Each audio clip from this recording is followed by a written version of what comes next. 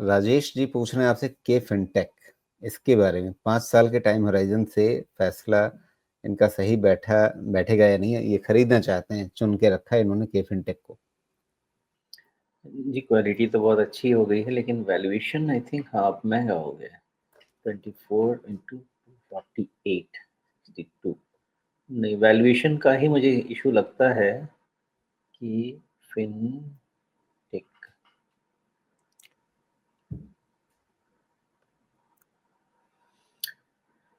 तो 62 माइनस 40 मतलब 20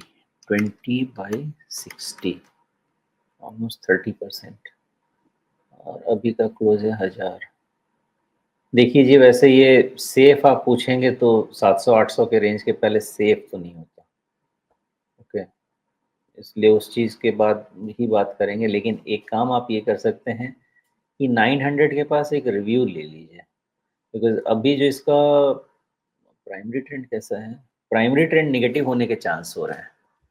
तो एक बार 900 पे 950 900 के रेंज में इसका रिव्यू कर लेते हैं और फिर देखते हैं क्या है वहाँ पे सिचुएशन। तब तक शायद इसका रिजल्ट वगैरह भी आ ही जाएगा, अभी तो नहीं आया होगा। नहीं आया है, रिजल्ट आ जाएगा तो थोड़ा व्यू बेटर हो जाएगा।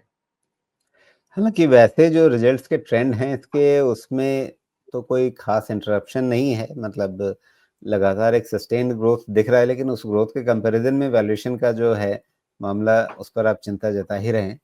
तो यही एक मात्र चिंता का विषय है, बाकी तो आंकड़ों को लेकर के या बिजनेस प्रोस्पेक्ट्स को लेकर के शायद आपको चिंता नहीं होगी इसमें। नहीं, कोई वैसा मतलब देखिए, जब तक स्टॉक मार्केट रहेगा तब तक इनका बिज़नेस रहेगा। जब तक आपका म्यूचुअल फंड रहेगा तब तक इनका बिज़नेस रहेगा। तो उस हिसाब से तो कोई चिंता है ही नहीं। इन सब में ना जो भी आपके क्या बोलते हैं, जो फ़ाइनेंशियल्स जो स्टॉक्स हैं ना, ये मोस्टली आपके लिंक होते हैं इकोनॉमी से। लेकिन जब ये जो तक वो ऊपर से है एकदम गिरा है, ये क्या सिर्फ बहुत चल गया था इसलिए गिरा है, या कोई और साथ में कोई कंसर्न बीच में बाजार में उभरा है? नहीं, नहीं, मुझे और कुछ ख़ास नहीं लगता है, बिकॉज़ अभी भी 62 टाइम्स पे चल रहा है। और आप इसका सेल्स ग्रोथ पे जाइए। तो सेल्स ग्रोथ क्वार्टरली 34, 30, 24 ये रेंज में चल रहा है। प्रॉफिट ग्रोथ भी ठीक चल रहा है। ईयरली सेल्स ग्रोथ में इनका थोड़ा स्ट्रगल चल रहा है। तो क्वार्टर ऑन क्वार्टर में समझ जाते हैं, लेकिन ईयरली में आपका जो पहले चलता था बड़ा वाला 30% के आसपास, वो 12-16 ये सब रेंज में जा रहा है।